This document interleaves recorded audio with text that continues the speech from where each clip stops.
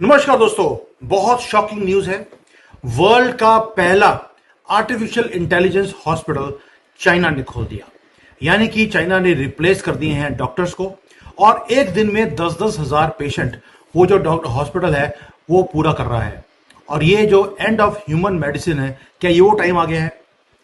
इतना ज्यादा ये मेडिकल लाइन को आगे ले गए हैं कि जिसका मुकाबला कोई दुनिया में कर नहीं सकता। आज इसको मैं दिखाता हूं आपको, विद वीडियो दिखाऊंगा कि क्या हो रहा है। आप सोच के देखिए दोस्तों कि एक हॉस्पिटल यहां पर जहां पर एक सिंगल डॉक्टर नहीं है जो काम करता हो, और बिना डॉक्टर के 10,000 पेशेंट्स खुशी खुशी वो घर भी जा रहे हैं and they are being treated in few minutes.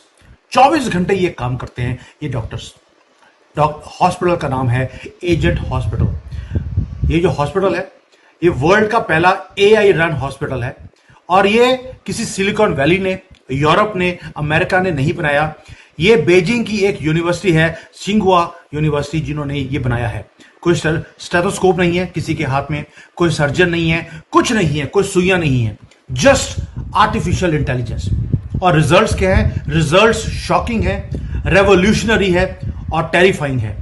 आप वो चीज वॉच कर रहे हैं कि भाई चाइना में जो ये पावरफुल इन्होंने बना दिया एक सिस्टम, जिसको मैं बोलता हूं चाइना का न्यूएस्ट वेपन है एआई डॉक्टर्स।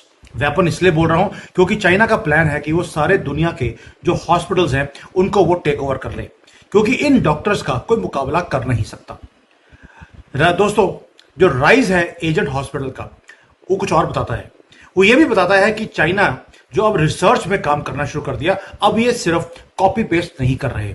ये हॉस्पिटल्स पूरे दुनिया में एआई हॉस्पिटल कहीं भी नहीं है, और ये डेवलप कर दिया चाइना की एक यूनिवर्सिटी ने, एजेंट हॉस्पिटल।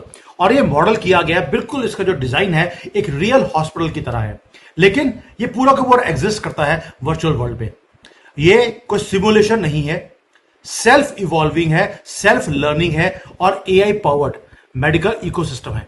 इसके अंदर 42 डॉक्टर्स हैं, नर्सिस हैं, सभी के सभी जो है वो लार्ज लैंग्वेज मॉडल्स के ऊपर वो बेस्ड हैं।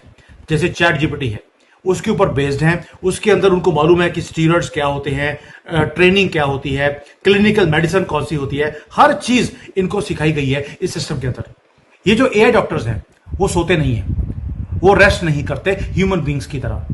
वो ना ही रिश्वत लेते हैं और ना ही वो कोई चीज को भूलते हैं।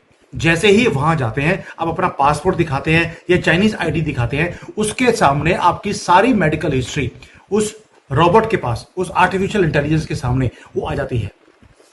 वो एक टाइम पर 10-20 हजार पेशेंट्स को एक टाइम पर वो देख सकते हैं and in just few seconds वो आपका इलाज भी कर देते हैं। जो काम एक ह्यूमन डॉक्टर को करने में 2 साल लगेंगे, ये डॉक्टर्स आर्टिफिशियल इंटेलिजेंस वाले वो एक दिन में वो काम हो जाता है। एक्यूरेसी इतनी टेरिफाइंग है कि मेडिकल वर्ल्ड हिल चुका है।